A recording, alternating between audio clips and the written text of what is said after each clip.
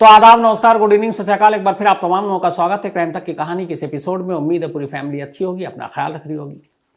हम में से अक्सर बहुत सारे लोग ये सोचते हैं, हम में से क्या बल्कि मैं खुद जब तक क्राइम रिपोर्टिंग में नहीं आया था तो सोचता था कि कातिल कैसा दिखता है, एक आतंकवादी कैसा होता है, एक चोर, एक डाकू, एक रेपिस्ट, ये लोग कैसे होते हैं, क्या सोचते हैं, क्या करते हैं। लेकिन फिर बाद में एहसास हुआ जब इस पेशे में आया धीरे धीरे कि हमारे और आपके बीच से ही ये सब कोई निकलते हैं, हमारे आप जैसे ही होते हैं, बस इनका दिमाग शैतानों का घर होता है। आज की जो कहानी है, इस कहानी के साथ साथ बीच में मैं आपको जिस कातिल की ये कहानी है वो खुद बोलेगी और आप सुनिएगा।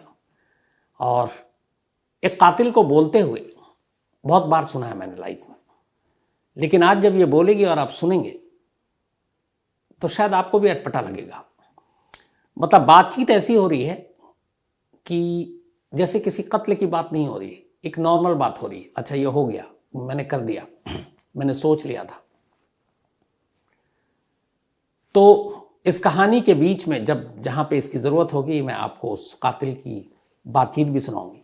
और इस कातिल से बात की एक हमारी मित्र हैं दीपिका नारायण भारद्वाज जी, और काफ़ी एक्टिव हैं, एक्टिविस्ट भी हैं, और ख़ासतौर पर जितने फेक केसेस होते हैं उसके इंसाफ की लड़ाई लड़ती हैं अक्सर। तो दीपिका नारायण भारद्वाज जी ने ही इंटरव्यू किया था इस मर्डर केस के बाद इस आरोपी कातिल का, जिसका नाम है प्रिया सेठ। तो दीपिका नारायण भारद्वाज की पूरी बातचीत आप सुनेंगे इस कहानी के बीच में, पर उससे पहले कहानी जान लीजिए, क्योंकि फिर आपको बातचीत समझने में आसानी होगी। 2018 की बात है, और ये कहानी की बुनियाद जो है दरअसल वो दो झूठ पर टिकी है। एक लड़का या एक शख्स एक लड़की से एक झूठ बोलता है, उधर लड़की भी झूठ बोलती है, और फिर दोनों मिलते हैं, और इस झूठी कहानी का अंत एक मौत पर होती है। 2018 फरवरी की बात है। जयपुर में रहने वाला एक नौजवान, एक शख्स जिसका नाम है दुष्यंत शर्मा, टिंडर ऐप पर उसकी मुलाकात होती है प्रिया सेठ नाम की एक लड़की से, जिसकी उम्र करीब 27 साल है। अब दोनों में दोस्ती हो जाती है, फिर दोनों कहीं 3, 4, 5 बार बाकी बाहर में रेस्टोरेंट में मिलते हैं, कॉफ़ी पीते हैं। फरवरी में ये दोस्ती हुई थी। इसके बाद मई का महीना आ जाता है, और 2 मई शाम के करीब 7 बजे थे। दुष्यंत जयपुर में ही रहा करता था। करीब 4 साल पहले उसकी शादी हुई थी। एक बेटा था जो 1.5 साल का हुआ। दुष्यंत अपनी पत्नी, अपने बेटे को बहुत प्यार करता था। घर में एक पिता भी थे, और दुष्यंत एक माइनिंग कंपनी में काम किया करता था। तो 2 मई की बात है, शाम को 7 बजे वो घर से निकला, लेकिन करीब 9, सवा 9 बज गया, वो लौटा नहीं। उसके पिता को फिक्र हुई, उन्होंने कॉल किया, तो उसने बताया कि वो किसी काम के सिलसिले में है, और उस जिस कंपनी में वो काम करता है उसका ट्रक किसी ने पकड़ लिया है, तो उसी को छुड़वाने के जा रहा हूँ। वो अपने फादर के मारुति ऑल्टो से घर पर निकला था, लेकिन अब रात होती जा रही है और दुष्यंत लौट नहीं रहा है। इसके बाद फिर उसके फादर ने फ़ोन किया, पर इस बार जवाब भी नहीं दे रहा है। थोड़ी देर के बाद, करीब 2-3 घंटे हो चुके थे, दुष्यंत की जो वाइफ है बिट्टू शर्मा, उसने अब फ़ोन किया अपने पति को। जब उसने फ़ोन किया तो उधर से दुष्यंत ने कहा कि मुझे 8-10 लाख रुपए की सख्त ज़रूरत है, मेरे अकाउंट में ये पैसे डाल दो, और क्योंकि ट्रक छुड़वाना और बाकी चीज़ें। अब उसे बड़ा अजीब लगा, घर में 8-10 लाख रुपए भी नहीं है। लेकिन फिर थोड़ी देर के बाद एक और बातचीत हुई, और उसके बाद पहली बार तब उसने कहा, दुष्यंत ने, कि मेरे अकाउंट में 10 लाख रुपए डाल दो, वरना ये लोग मुझे मार डालेंगे।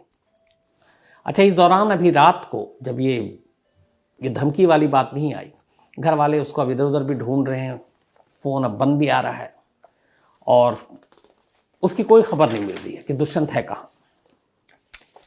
नेक्स्ट डे अब आ जाता है, 2 मई की जगह 3 मई की सुबह करीब 9:45 बजे, और 3 मई की सुबह 9:45 बजे ही पहली बार गायब होने के बाद दुष्यंत की आवाज़ आती है। दुष्यंत अपने पिता से कहता है कि ये लोग मुझे मार डालेंगे, मुझे बचा लें, मेरे अकाउंट में 10 लाख रुपए डाल दीजिए।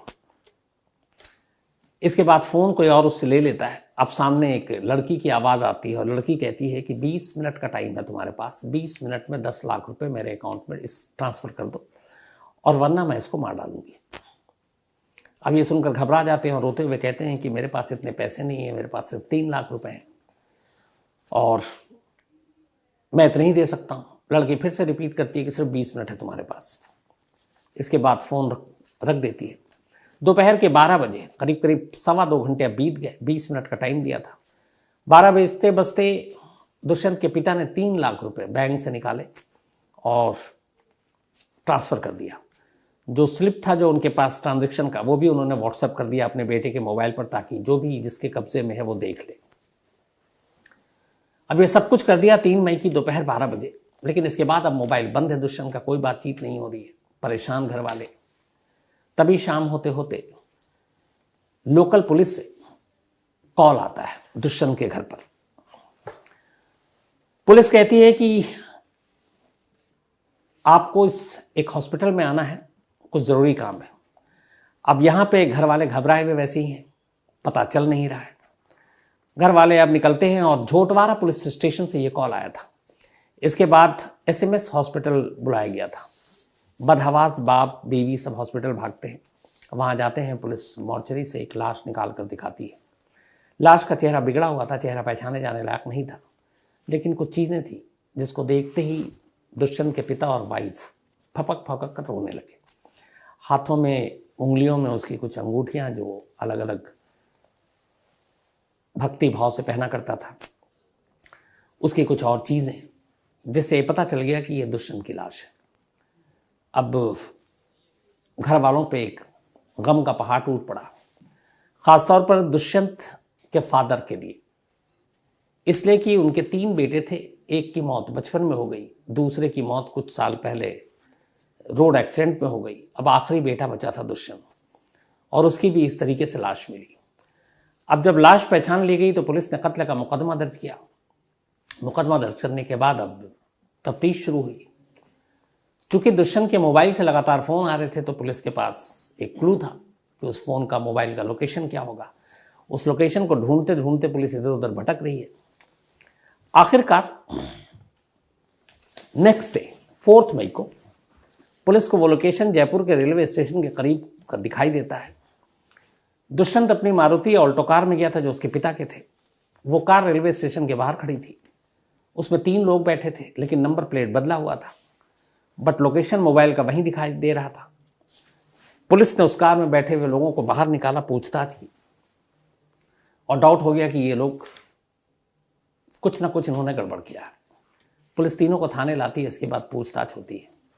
जब पूछताछ होती है, उसके बाद उनकी निशानदेही पर पुलिस जयपुर के एक घर में जाती है। उस घर में हर तरफ खून ही खून, बिस्तर पे खून, सैंडल पे खून, दीवार पे खून। तो समझ में आ जाता है कि ये मामला क्या है। अब पुलिस आने के बाद उन तीनों से पूरी कहानी सुनती है।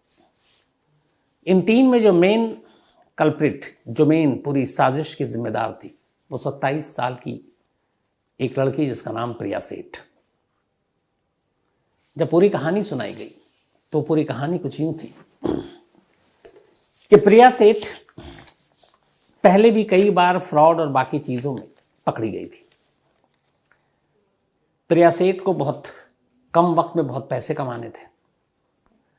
उसका एक दोस्त, बल्कि वो टिंडर ऐप पर गई और फरवरी के ही महीने में टिंडर ऐप से उसकी दोस्ती होती है एक दीक्षांत नाम के नौजवान से, जो मुंबई में है, मॉडलिंग की दुनिया में है, अपना किस्मत आजमा रहा, ठीक ठाक पैसे हैं। तो टिंडर ऐप से प्रिया और दीक्षांत की दोस्ती होती, फिर धीरे धीरे दोनों करीब आ जाते हैं और इसके बाद दोनों एक अपार्टमेंट में रेंट पे घर लेते हैं और एक साथ अब रहने लगते हैं, प्रिया और दीक्षांत। लेकिन इस दौरान में जो दीक्षांत थे उसके पैसे धीरे धीरे खत्म हो रहे हैं और अब उसके ऊपर करीब 20-21 लाख रुपए का कर्ज हो चुका है। अब क्या करें? तो दीक्षांत प्रिया से कहता है कर्ज हो चुका है, अब क्या करें, यहाँ से कर्जदार तकाजा भी कर रहे हैं। तो कहता है कि चलो जयपुर निकल लेते हैं ताकि पीछा छूटे जिन लोगों से कर्ज लिया है। अब दोनों जयपुर आ जाते हैं और जयपुर में एक घर किराए पर ले लेते हैं। यहाँ से अब प्रिया कहती है कि चिंता मत करो, जो तुम्हारे कर्ज हैं वो भी उतर जाएंगे, बाकी भी चीज़ें उतर जाएंगी।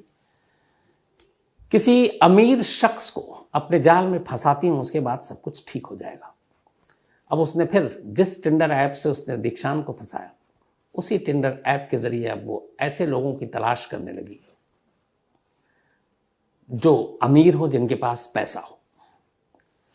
करते करते तलाश आखिरकार उसी टिंडर ऐप पर दुष्यंत शर्मा नाम का एक नौजवान नजर आया। अब दुष्यंत शर्मा टिंडर ऐप पर प्रिया सेठ भी, दोनों एक दूसरे से अब बात कर रहे हैं, फिर दोनों में दोस्ती हो गई।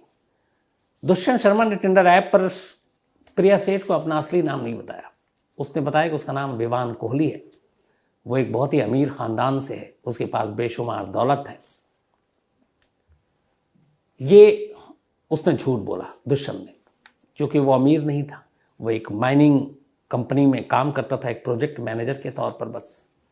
उसके पिता भी अकाउंटेंट थे, बहुत ज़्यादा पैसे नहीं थे। इधर प्रिया सेठ ने कहा कि मुझे तुमसे पहली ही नज़र में प्यार हो गया है, तो प्रिया ने भी झूठ बोला, क्योंकि उसका तो अभी मकसद ही कुछ और है। तो दोनों की शुरुआत झूठ से हुई। दुष्यंत की ये कि वो बेहद अमीर है, प्रिया की ये कि वो उससे पहली नज़र से प्यार कर बैठी है। अब इसके बाद प्रिया दीक्षांत को बताती है कि एक अमीर शख्स हमारे जाल में फंस चुका है, हमारे सारे कर्ज उतर जाएंगे। इसके बाद 3-4 बार प्रिया और दुष्यंत या विवान ये जयपुर में ही कॉफ़ी शॉप में मिलते हैं, मुलाकात होती है। अभी तक दोनों का झूठ बरकरार है। दुष्यंत को ये लग रहा है कि प्रिया उससे बहुत प्यार करती है, सच्चा प्यार करती है। प्रिया को ये पता है कि दुष्यंत यानी विवान कोहली ये बेहद अमीर है, इसके पास बेशुमार दौलत है। 3-4 मुलाकात हो गई। इन 3-4 मुलाकातों में दुष्यंत ने दिखाया भी कि वो बहुत पैसे वाला है। तो 3-4 मुलाकात के बाद आखिरकार 2 मई 2018 को प्रिया सेठ ने दुष्यंत को मिलने के लिए बुलाया, यानी कि विवान कोहली को। वो आया, उसके बाद उसने कहा कि चलो घर चलते हैं। किराए पे ऑलरेडी घर ले रखा था, अब वो उसे घर ले गई। इधर उस घर में ऑलरेडी 2 लोग थे उसके। एक उसका दोस्त दीक्षांत जो कर्ज में डूब गया और उसके साथ जयपुर भाग कर आया। दूसरा एक लक्ष्य नाम का एक और लड़का जिन्हें इस साजिश के बारे में भी कुछ पता नहीं है। हाँ, दीक्षांत को पता है कि किसी को किडनैप करना और रैंसम वसूल करना है। अब वो दुष्यंत को लेकर घर आ गए। घर पे ये दोनों मौजूद हैं। घर आने के बाद पहली बार अब दुष्यंत को पता चलता है, उसके हाथ पैर बांध देते हैं और कहते हैं कि तू अपने घर वालों से पैसे मंगा। अब दुष्यंत को पहली बार लगता है कि वो घिर गया। इसी दौरान में उसके पर्स भी निकाल लेते हैं वो लोग। अब जब पर्स निकालते हैं तो पर्स में आईडी भी मिलता है। तो आईडी कार्ड जब देखते हैं तो देखते हैं कि फोटो तो उसमें दुष्यंत की है, नाम भी दुष्यंत शर्मा लिखा हुआ है। जबकि टिंडर ऐप पे दुष्यंत शर्मा विवान कोहली के नाम पे मिला। तो वो कहती कि ये क्या है, तब उसका भांडा फूट जाता है। वो कहता है कि नहीं, मैंने तुमको इम्प्रेस करने के लिए झूठ बोला। मेरा नाम दुष्यंत शर्मा है और मैं अमीर ख़ानदान से नहीं हूँ, मैं एक प्रोजेक्ट मैनेजर हूँ, एक माइनिंग कंपनी में बहुत छोटा हूँ।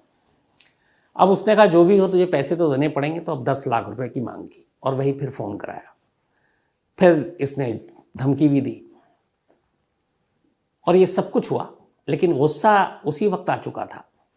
फिर इसने किचन से चाकू निकाला।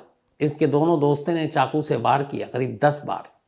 पहले गला दबाया, फिर तकिया मुंह पे रखा, बट उससे लगा कि मर नहीं रहा है। ये आप सुनिएगा खुद प्रिया सेठ से।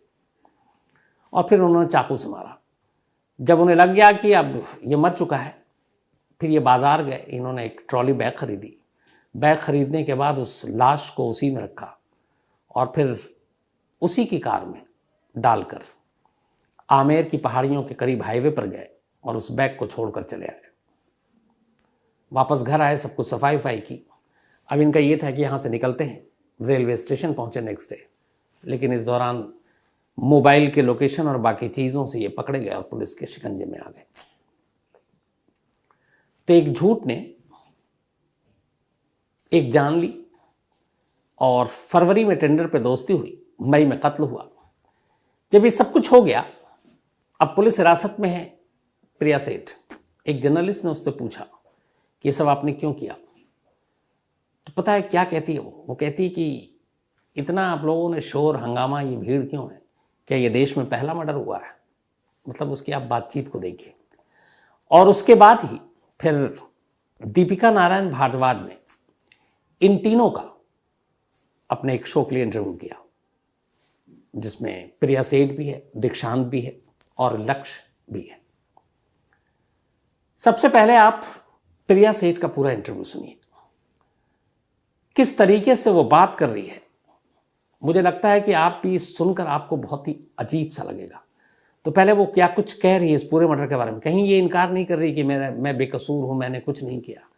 जिस तरीके से वो कहती है कि जब ये पूछती हैं दीपिका उससे कि जब वो पैसे दे रहे थे तो तुमने कत्ल क्यों किया, तो एक जगह कहती है वो तो पैसे लेने से बहुत पहले ही मैंने मार दिया। मतलब ऐसे जैसे कुछ हुआ ही नहीं।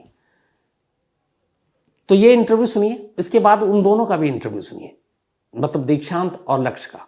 इन दोनों के हिसाब से, बल्कि दीक्षांत का तो ये है कि हमें पता था, लेकिन दीपिका प्रिया ने ये कहा था कि सिर्फ हम किडनैप करेंगे और किडनैप करने के बाद पैसे लेके छोड़ देंगे, हमें आइडिया नहीं था वो मार डालेगी। लक्ष्य का कहना था कि मुझे तो आखिर वक्त तक पता नहीं था कि सब कुछ क्या हो रहा, हो सकता है ये लोग अपने डिफेंस में बोल रहे हो। हालांकि इन दोनों ने सारी जिम्मेदारी या सारे जो वो है इल्ज़ाम वो प्रिया सेठ पे डाले। तो पहले इन तीनों को यहाँ पे सुनिए, आगे की कहानी इसके बाद बताता हूँ।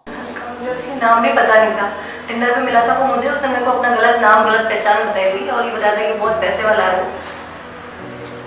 और मैं दीक्षांत के साथ में रह रही थी, उसके ऊपर कर्जा था तकरीबन 21 लाख का। उसे कोई चाहिए था ऐसा बंदा जिससे पैसे आ सके। तो हमने मिलकर प्लान बनाया था कि किसी को किडनैप करके फिरौती मांग के उसका मर्डर कर देंगे।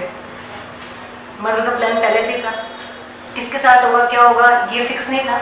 लेकिन जब दुष्यंत मिला, उसने अपने बारे में बताया, ऐसा झूठ बोला कि वो बहुत पैसे वाला है, तो हमने फिर उसको किडनैप करके उससे फिरौती मांगी। लेकिन बाद में पता लगा कि वो उसके पास कुछ नहीं है। दुष्यंत के फादर ने आप लोगों कुछ अकाउंट में पैसे ट्रांसफर करा दिए थे, फिर भी आपने उसको मार दिया, ऐसा पैसे ट्रांसफर करने से पहले ही मार दिया था।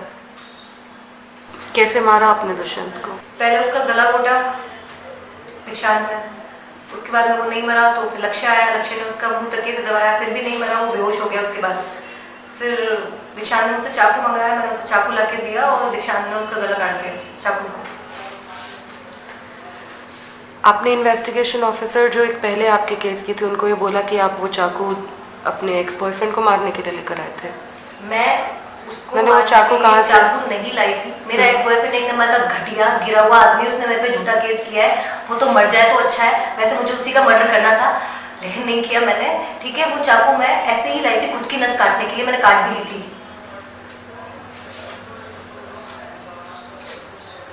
आपने दुष्यंत को स्टैप नहीं किया? नहीं किया।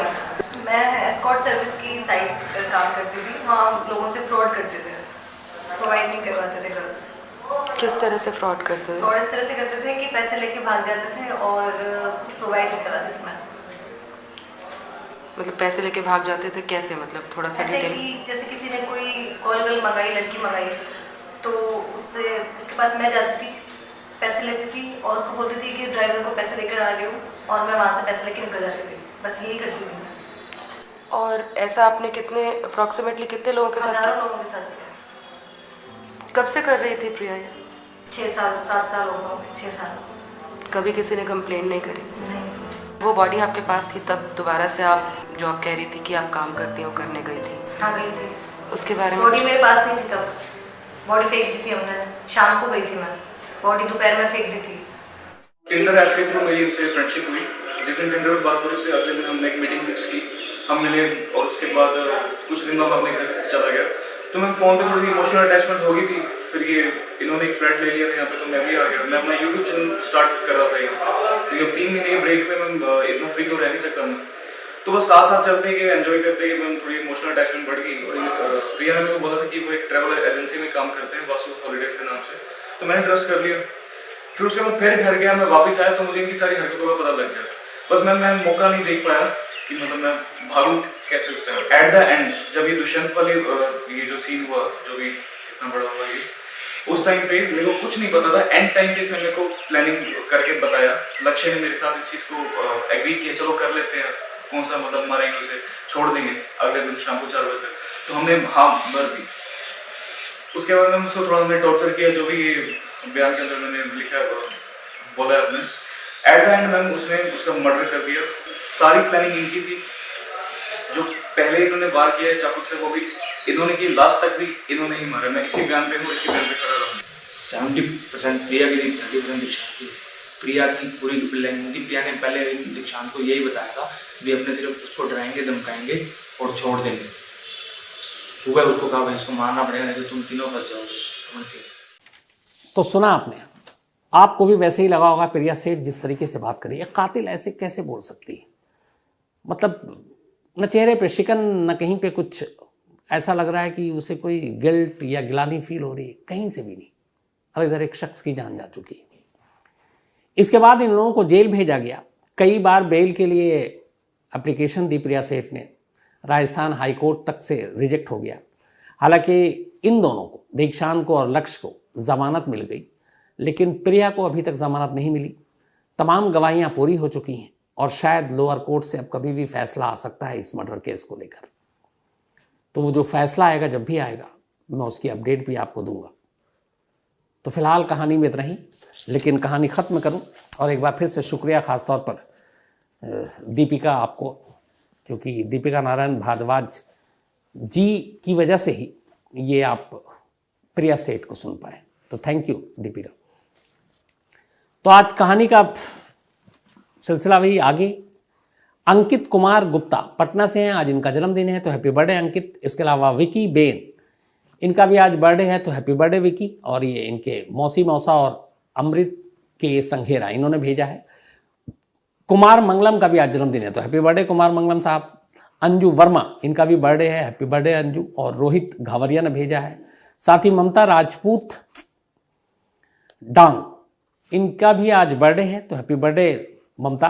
और अस्मा डंग ने भेजा है, थैंक यू सो मच अस्मा, इस मेल के लिए भी।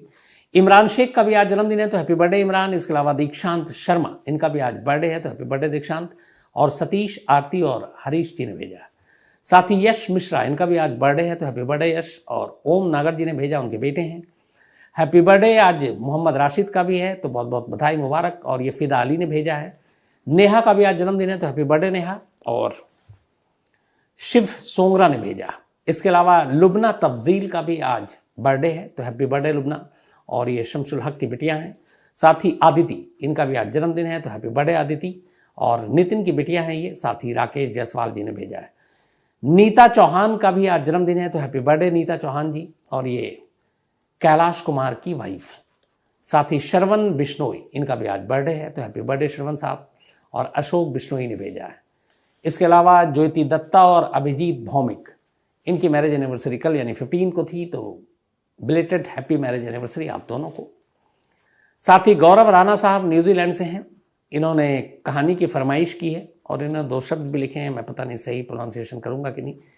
एक ये है किया ओरा, तो किया ओरा न्यूजीलैंड में हेलो को बोलते हैं, किया ओरा यानी हेलो।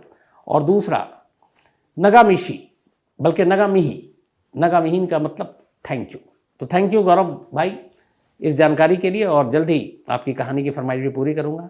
साथ ही सोना है कुवैत से और इन्होंने कहानी की फरमाइश की है। इसके अलावा अजय पुरवाल मंगोलिया से है, कहानी की फरमाइश की। और गुस्सा ना हो अजय भाई, जल्दी सुनाऊंगा। तो आज कहानी में इतना ही। आज असल में हम लोगों का इंडिया टुडे ग्रुप का फाउंडर्स डे भी है, 47th फाउंडर्स डे। तो उसके लिए बहुत सारी तैयारियां चल रही हैं। जो हमारे यहाँ खास इस फाउंडर्स डे की जो सबसे खास बात होती है वो होती है एक चेयरमैन से अवार्ड मिलता है हर साल, अलग अलग इंडिविजुअल टीम को। तो उसको लेके बहुत सख्त कंपटीशन होता है और हर टीम जो है इसमें एंट्री लेती है।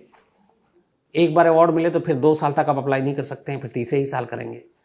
तो क्राइम तक टीम को 19 में मिला था, उसके बाद 2 साल एंटाइटल थे नहीं, एक 20-21। इस साल क्राइम तक पूरी टीम ने अप्लाई किया है, उसका नतीजा आज मिलेगा, चेयरमैन से अवार्ड। तो देखिए क्या होता है। मेहनत तो पूरी टीम ने पूरी की है। तो टीम चेयरमैन से अवार्ड की खास बात ये भी है कि इसमें कैश प्राइज़ भी 2 लाख रुपए मिलते हैं। तो अगर मिल गए तो ये जो दीपक, आसिम, वर्णिता, इन और बाकी जितने लोग हैं इधर, मनीषा, सुरभि की तो शादी है, वो गई भी है, पूनम, फिर अश्विन, नतांश, दीपिका, सुप्रतीम, तंसीम हैदर, सुनील मौर्य, चिराग गोठी, विनोद शिकारपुरी, आपके और कौन बचा, गोपाल शुक्ला, उधर हमारे जितने एडिटर भाई हैं वो सब SHO, तो सभी की पार्टी हो जाएगी।